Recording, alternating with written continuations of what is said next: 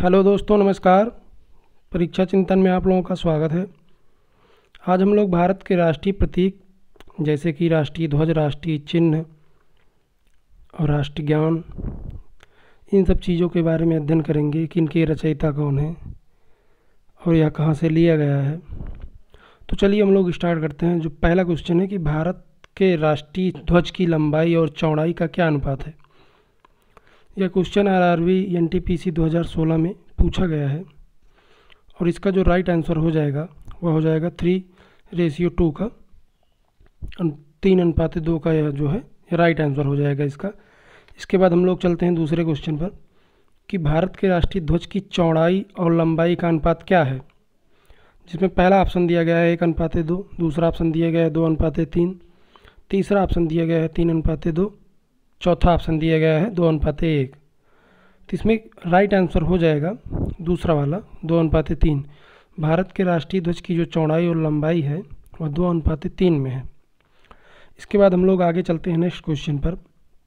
जो तीसरा क्वेश्चन है कि भारत के राष्ट्रीय ध्वज के मध्य में बने धर्म चक्र का रंग क्या है। तो इसमें पहला ऑप्शन दिया गया है समुद्री नीला, दूसरा ऑप्शन दिया गया है गहरा नीला, तीसरा ऑप्शन दिया गया है काला, चौथा ऑप्शन दिया गया है हरा। तो इसमें जो राइट आंसर हो जाएगा वह हो जाएगा गहरा नीला। धर्म चक्र का क्या रंग है, गहरा नीले रंग का है। इसके बाद हम लोग आगे चलते हैं नेक्स्ट क्वेश्चन पर कि स्वतंत्र भारत के राष्ट्रीय ध्वज के चक्र में कितनी तिलियां हैं।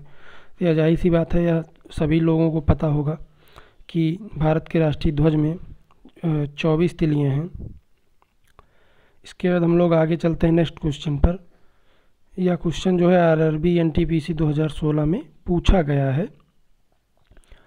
तो स्वतंत्र भारत के राष्ट्रीय ध्वज का डिजाइन निम्नलिखित में से किसने बनाया था। पहला ऑप्शन है महात्मा गांधी, दूसरा ऑप्शन है बंकिम चंद्र चटर्जी, तीसरा ऑप्शन है रविन्द्रनाथ टैगोर, चौथा ऑप्शन है पिंगाली वेंकैया जी।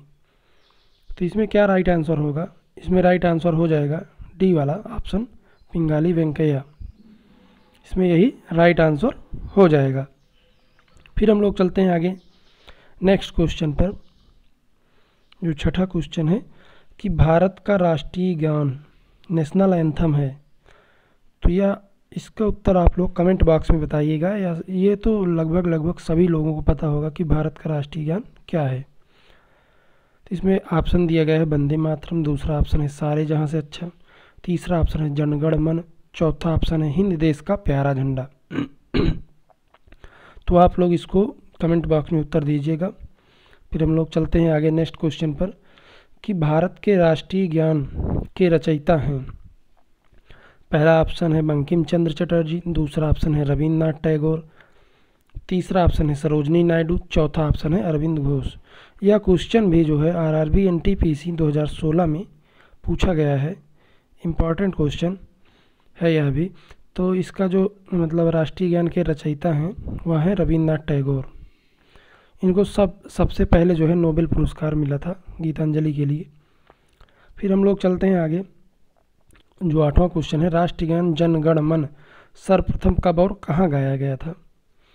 तो इसमें पहला ऑप्शन दिया गया है 1911 कलकत्ता में, दूसरा ऑप्शन है 1931 कलकत्ता में, तीसरा ऑप्शन है 1950 दिल्ली में, चौथा ऑप्शन है 1896 कलकत्ता में। तो इसका जो राइट आंसर हो जाएगा वह हो जाएगा कि 1911 कलकत्ता में जो है राष्ट्रीय गान जनगण मन को सर्वप्रथम गाया गया था। इसके बाद हम लोग आगे चलते हैं नेक्स्ट क्वेश्चन पर कि भारत के राष्ट्रीय गान जनगण मन को संपूर्ण रूप से गाने में कितना समय लगता है। इसमें पहला ऑप्शन है 50 सेकंड, दूसरा ऑप्शन है 52 सेकंड, तीसरा ऑप्शन है 55 सेकंड, चौथा ऑप्शन है 59 सेकंड। तो इसका जो राइट आंसर हो जाएगा वह हो जाएगा 52 सेकंड में जो है भारत के राष्ट्रीय गान जनगण मन को संपूर्ण रूप से गाया जाता है।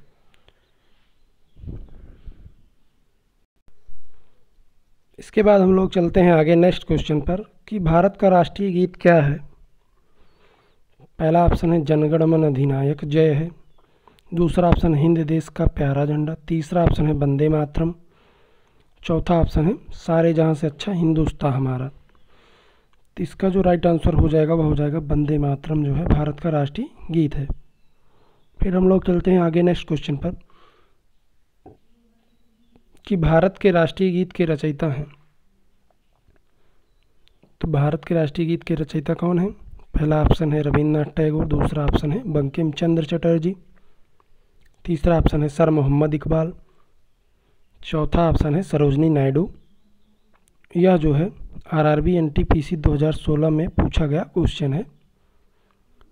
तो इसका जो राइट आंसर हो जाएगा बंकिम चंद्र चटर्जी, बी वाला ऑप्शन यही राइट हो जाएगा।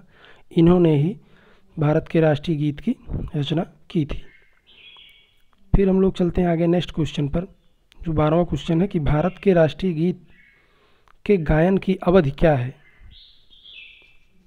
इसमें पहला ऑप्शन है 52 सेकंड, दूसरा ऑप्शन है 60 सेकंड, तीसरा ऑप्शन है 65 सेकंड, चौथा ऑप्शन है 90 सेकंड। तो इसका जो राइट आंसर हो जाएगा वो हो जाएगा 65 सेकंड, सी वाला ऑप्शन ये राइट हो जाएगा कि भारत का जो राष्ट्रीय गीत का गायन की अवधि वो 65 सेकंड है। फिर हम लोग चलते हैं नेक्स्ट क्वेश्चन पर, 13वें प्रश्न पर कि भारत का राष्ट्रीय गीत वंदे मातरम सर्वप्रथम कब गाया गया था। इसमें पहला ऑप्शन है 1886 ईस्वी में, दूसरा ऑप्शन है 1896 ईस्वी में, तीसरा ऑप्शन है 1906 ईस्वी में, चौथा ऑप्शन है 1907 ईस्वी में। तो इसका भी जो राइट आंसर हो जाएगा वह हो जाएगा 1896 ईस्वी में सर्वप्रथम भारत का राष्ट्रीय गीत वंदे मातरम को गाया गया था। फिर हम लोग चलते हैं आगे नेक्स्ट क्वेश्चन पर कि भारत का राष्ट्रीय गीत वंदे मातरम किस ग्रंथ से संकलित है। पहला ऑप्शन है मुंडकोपनिषद, दूसरा ऑप्शन है कठोपनिषद, तीसरा ऑप्शन है भारत भारती, चौथा ऑप्शन है आनंद मठ। तो यह इस क्वेश्चन का आंसर जो है लगभग सभी लोगों को आता होगा। तो आप लोग बताइए, इसका जो आंसर हो जाएगा वह हो जाएगा डी वाला ऑप्शन, आनंद मठ से जो है राष्ट्रीय गीत वंदे मातरम लिया गया है।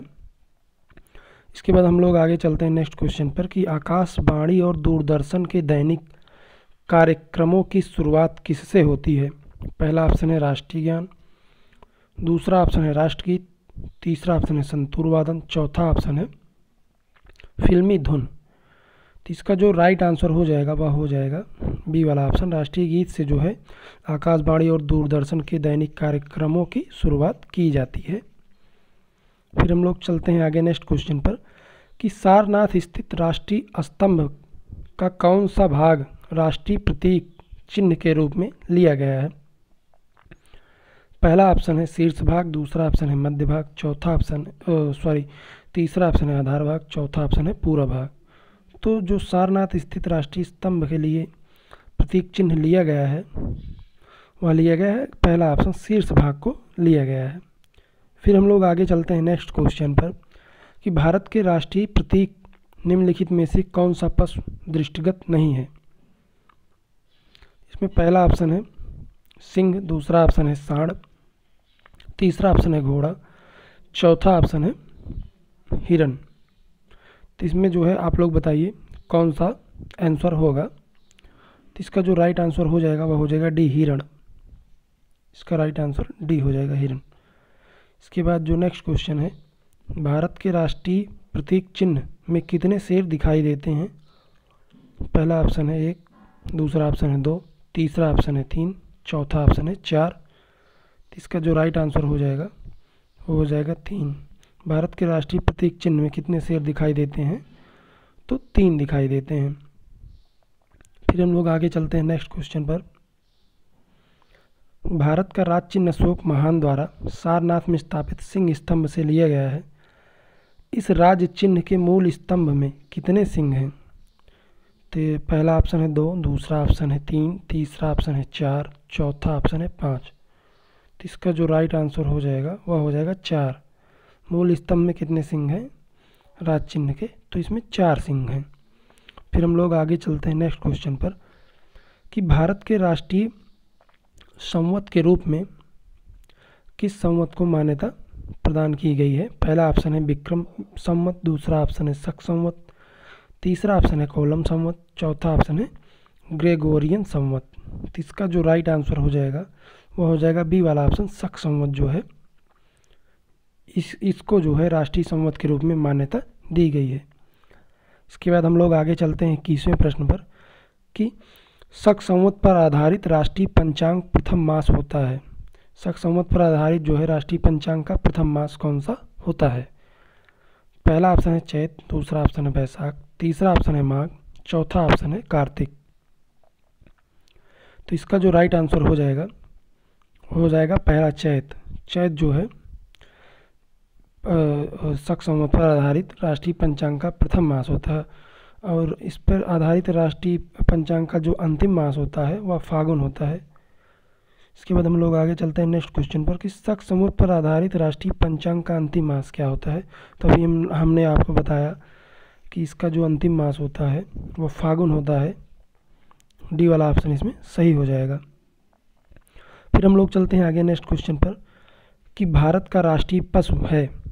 पहला ऑप्शन है चीता, दूसरा ऑप्शन है तेंदुआ, तीसरा ऑप्शन है बाघ, चौथा ऑप्शन है सिंह। तो जो 23 का राइट आंसर हो जाएगा वह हो जाएगा बाघ। सी वाला ऑप्शन सही हो जाएगा। इसके बाद हम लोग आगे चलते हैं नेक्स्ट क्वेश्चन पर कि बाघ से पूर्व भारत का राष्ट्रीय पशु क्या था। पहला ऑप्शन है हिरन, दूसरा ऑप्शन है नीलगाय, तीसरा ऑप्शन है सिंह, चौथा ऑप्शन है गेंडा।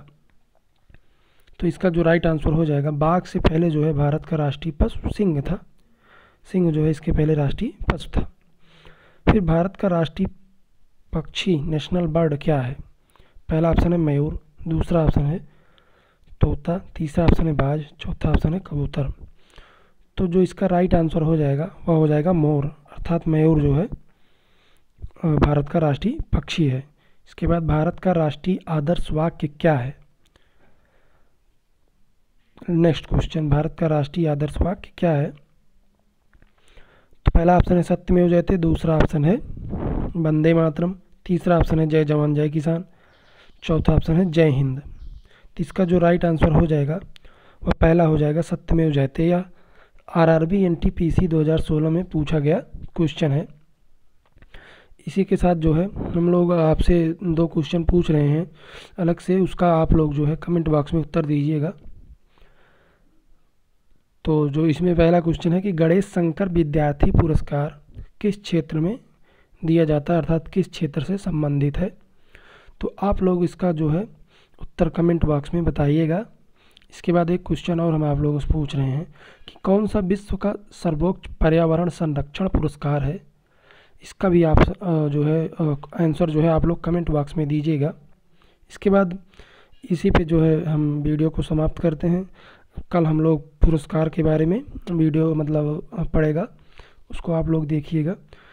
और वीडियो अगर आप लोगों को अच्छा लगा हो तो लाइक शेयर, इसके बाद चैनल को सब्सक्राइब करें। इसी के साथ वीडियो को समाप्त करते हैं। जय हिंद, जय भारत।